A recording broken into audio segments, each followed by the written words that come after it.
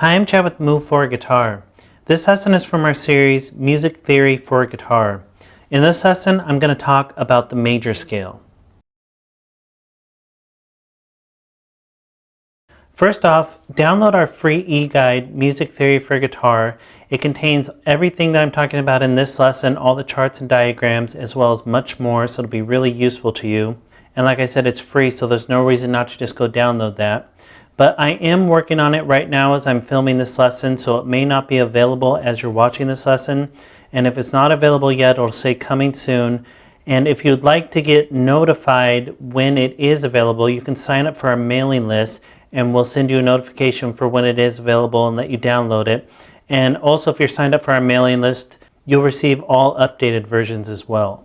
But don't worry, you don't need the e-guide to follow along with this lesson because all the charts and diagrams will be on the screen. And also, we add at least one new lesson every day, so be sure to subscribe.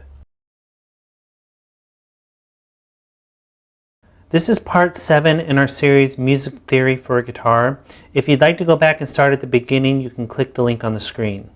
So now we're really ready to dive in and talk about how Western music works by talking about the major scale. And you'll remember in the last lesson we talked about the musical alphabet, which are all the notes in music. The major scale is using a certain formula to take those notes to turn them into a scale. And the major scale is the most common scale in Western music. And pretty much everything in music theory is based on the major scale when you're talking about Western music. So even when we're talking about other scales, you're usually going to relate them back to the major scale to understand their interval structure. So the major scale is really important for understanding and building chords, for improvising or soloing, for understanding other scales, and much more. And really, any scale is just a series of notes taken from the musical alphabet and put into some sort of order with intervals.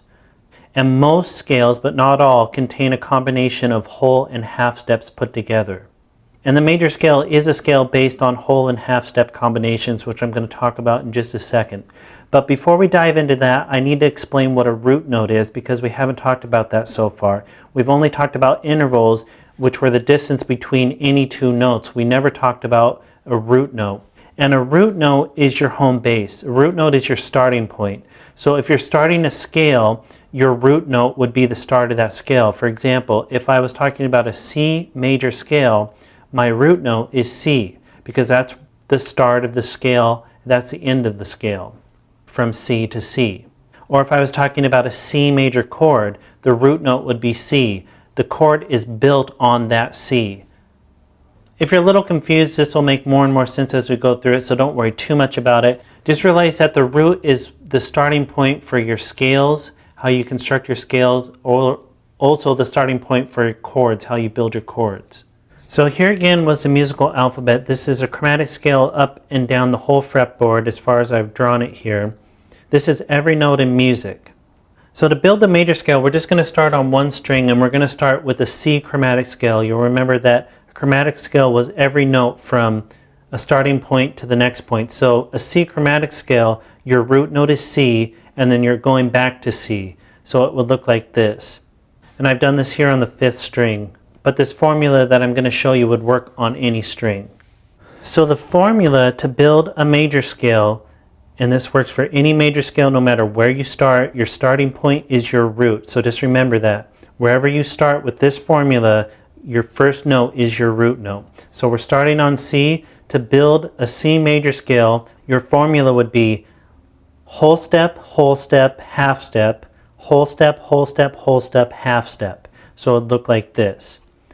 You would take a whole step, so you'd start on your root note. We're starting on C, so you go from your root note, in this case is C, you go up a whole step to D, then you go up another whole step to E, then you go a half step to F, then you go a whole step to G, whole step to A, whole step to B, half step back to C. And this C would be an octave higher than the one you started on.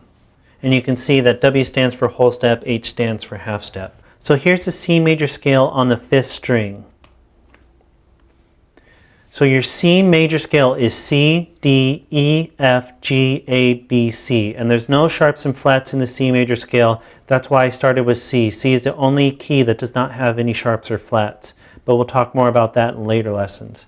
So we came up with C, D, E, F, G, A, B, C by using the formula of whole step, half step, whole step, whole step, whole step, half step. So you can see that right here, we went whole step, half step, whole step, whole step, whole step, half step.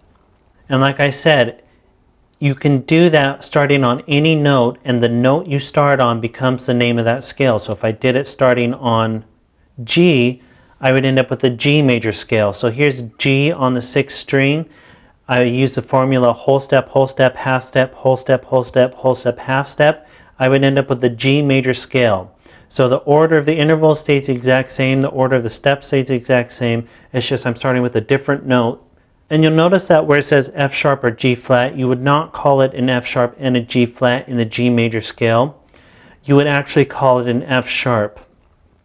And you'll remember from the last lesson that I talked about sharps and flats, and when they F sharp and a G flat were inharmonic equivalents, but I also said that you don't call them both names at the same time typically. So in a scale you don't. You would call it by one of the names. And the way you determine that when you're talking about the major scale is you go in the order of the alphabet. So this is the alphabet starting from G. You have G, A, B, C, D, E, F. It's an F sharp, but it's still an F, and G. You wouldn't have G flat there because then you'd go E, G flat, G. So you go E, G, G. That's not part of the alphabet. So like I said, the musical alphabet is in the same order as the regular alphabet. So you want to go in that order, and that's how we determined it was an F sharp, not a G flat. Because if it was a G flat, you'd have two G's in a row. But if it's an F sharp, it's actually the musical alphabet, which follows the regular alphabet. But we'll talk about that more later. I just wanted to point that out, that that's how you determine if it's a sharp or a flat. So here's the G major scale on one string, but if you were going to play the G major scale on the whole fretboard, you would just take these notes and find them everywhere they land on the fretboard, and it would look like this. So here's the whole G major scale on the fretboard up to where I stopped right here, and it looks pretty daunting if you just look at all these notes together, but in upcoming lessons I'm going to show you how to actually organize these into patterns so that it becomes really easy to visualize. And there's multiple ways to order these into patterns, but there's a few more simple ones that I think are most beneficial. But we'll dive into that in other lessons, so don't let this become overwhelming to you looking at this and wondering how you'd ever memorize the G major scale up and down the fretboard. You break it apart into patterns, and then it becomes easy to memorize each of those patterns and then put them together.